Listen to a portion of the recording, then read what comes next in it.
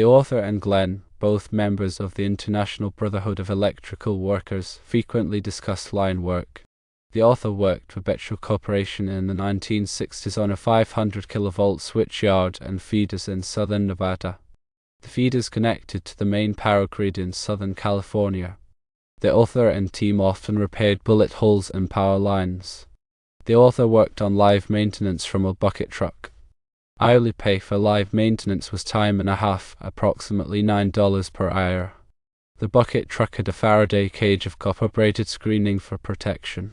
Specialized conductive clothing was worn for shielding from electric fields. The author wore an ankle bracelet with a braided copper jumper to the Faraday cage. The author still possesses the leg iron from this equipment. Conductive clothing is only required for extra high voltage and ultra high voltage lines, that is, 345 kilovolts and above.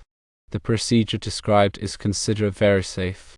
Line work can also be performed from fiberglass ladders.